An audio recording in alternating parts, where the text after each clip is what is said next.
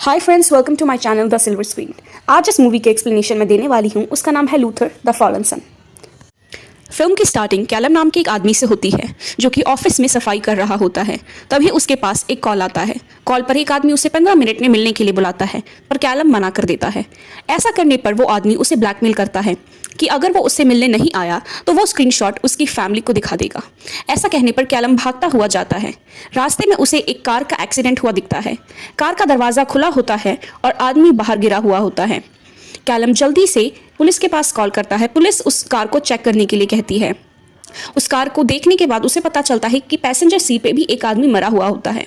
जैसे ही वो पुलिस को इस बारे में बताता है, वैसे ही पीछे से वो आदमी उठकर उसे बेहोश कर देता है। फिर हमारी मूवी दूसरे सीन की ओर शिफ्ट होती है, जहां हम कहानी के main character police inspector Luther को देखते हैं, जो कि उस जगह पहुंचता है जहां से कैलम ने पुलिस को कॉल किया होता है। वहां पैसेंजर सीट पर एक लाश होती है जो कि कैरिस नाम की एक औरत की होती है, जो 7 साल पहले गायब हो चुकी थी। सब उसे मरी हुई मान चुके थे। फिर वहीं पर कैलम की कार होती है। उन्हें समझ आ जाता है कि ये कोई रॉन्ग टाइम रॉन्ग प्लेस वाला सीन नहीं था, बल्कि यह सब प्लान था। वही कैलम की माँ आ जाती है और वो लूथर से प्रॉमिस मांगती है कि वो उसके बेटे को सही सलामत ढूंढ लाए। तभी कैमरा वहां भीड़ में खड़े एक आदमी की ओर शिफ्ट होता है, जो कि सब कुछ सुन और देख रहा। नेक्स्ट सीन में वो आदमी किसी से फोन पर बात करता हुआ दिखता है और कहता हुआ दिखता है कि लूथर को कैलम तक नहीं पहुंचने दे सकते और उसे लूथर के बारे में सब कुछ जानना है, जिससे कि वो उसे उस केस से दूर कर सके। नेक्स्ट सीन में वही आदमी अपने घर पर टीवी की ओर खड़ा हुआ न्यूज़ में देखता है कि लूथर के ऊपर केस चल रहा है और उसे जेल में डाल दिया जाता है, जो कि ऑफ कोर्स उसी आदमी का करा हुआ होता है, क्योंकि वो नहीं चाहता कि पुलिस इंस्पेक्टर लूथर कैलम को ढूंढे। नेक्स्ट सीन में हम लूथर को जेल में देखते हैं और हमें पता चलता है कि वहाँ कैदियों को लूथर कुछ खास पसंद नहीं, क्योंकि वो एक पुलिस इंस्पेक्टर है और कई लोग तो वहाँ उसके जान के प्यासे होते हैं। नेक्स्ट सीन में हम देखते हैं कि कैलम की माँ के पास एक कॉल आता है, जो कि कैलम का ही होता है। वो उसे ले जाने के लिए एक एड्रेस पे बुलाता है, जो कि एक घर का होता है। वहाँ पहुँचकर उसे अंदर जाने पर एक कमरा मिलता है। उस कमरे में वो कैलम को फांसी से टंगा हुआ देखती है और कैलम ही नहीं, और सिर्फ कैलम नहीं, बहुत सारे लोग वहाँ ऐसे ही रस्सी के फंदे से लटके हुए होते हैं। और इतने में उन सबके घर वाले भी आ जाते हैं।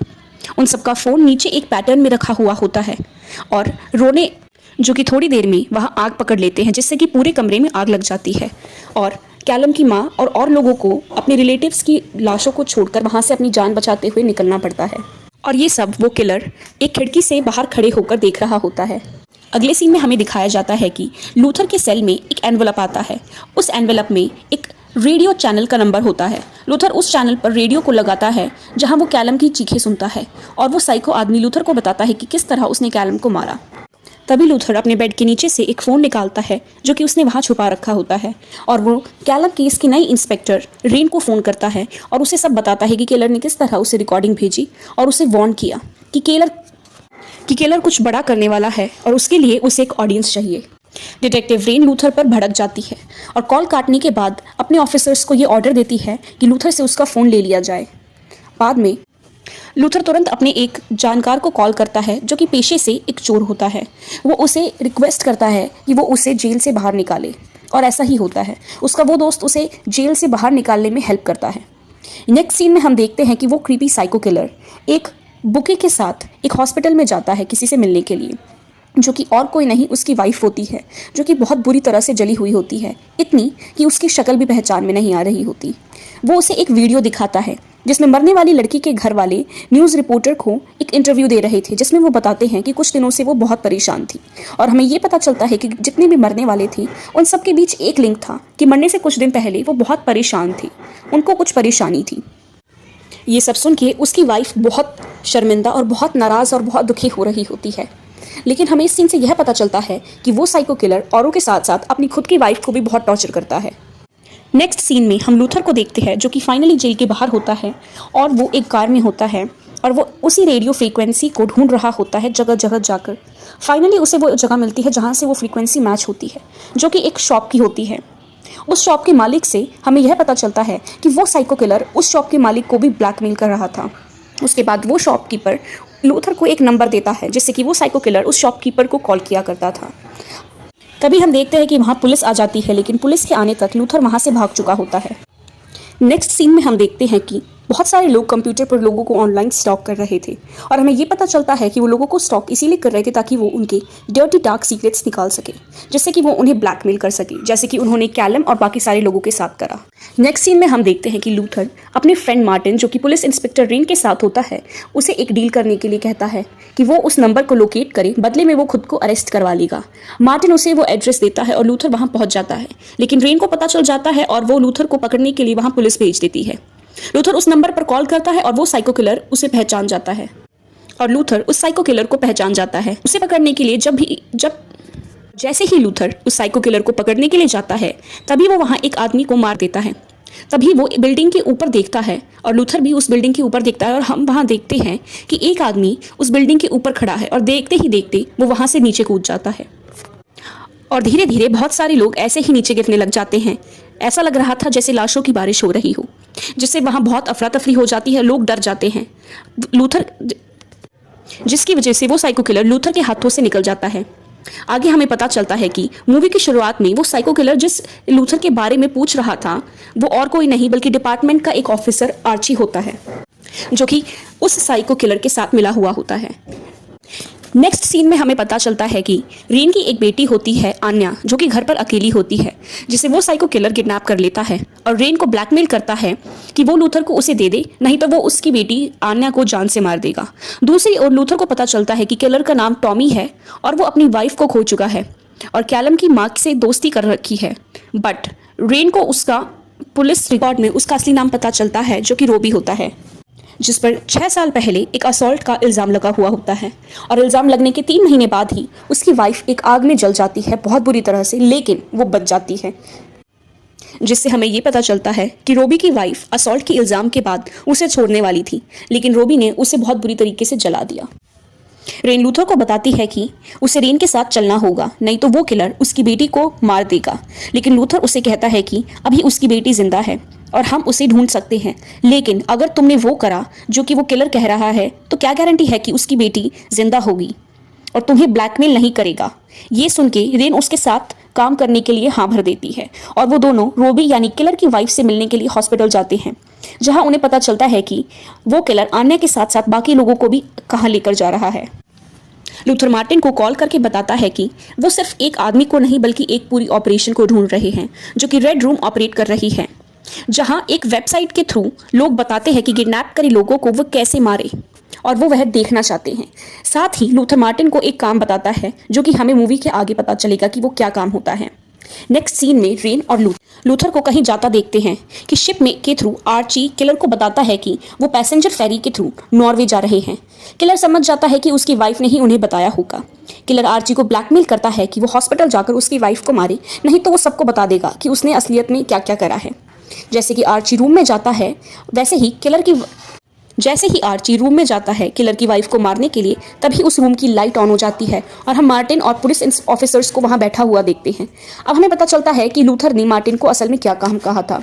लूथर को पता था कि कोई ना कोई उसकी वाइफ को मारने के लिए ज़रूर आएगा, लेकिन ये नहीं पता था कि वो उन्हीं के डिपार्टमेंट का कोई ऑफिसर होगा।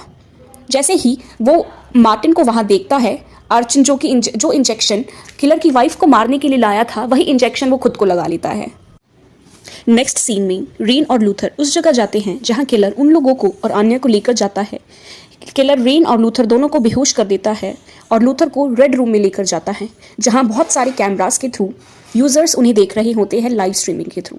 बाद में जहां वो लूथर को टॉर्चर करता है और बताता है कि किस तरह उस जैसे कई लोगों को लूथर जैसे लोगों की वजह से अपने आप को छुपा कर रखना पड़ता है, सिर्फ इसीलिए क्योंकि उन्हें लोगों को दर्द में देखकर मज़ा आता है, लोगों को मरता हुआ देखकर उन्हें खुशी मिलती है। फिर किलर रेन को उसी रूम में लाता है और उसे ब्लैकमेल करता है कि अगर उसने लूथर को चाकू से हमला नहीं करा तो वो आन्या को जान से मार देगा।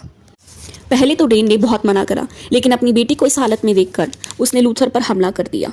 उसके बाद हमें वो यूजर्स दिखाए जाते हैं जो कि ये देखकर बहुत खुश और बहुत मज़े में होते हैं। बाद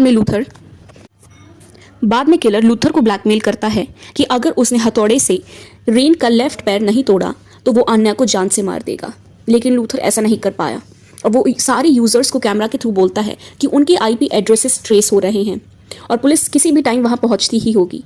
ये सुनकर वो सारे यूजर्स डर जाते हैं और साइन ऑफ करके भाग जाते हैं, जिससे कि लाइव स्ट्रीमिंग ज़ीरो हो जाती है।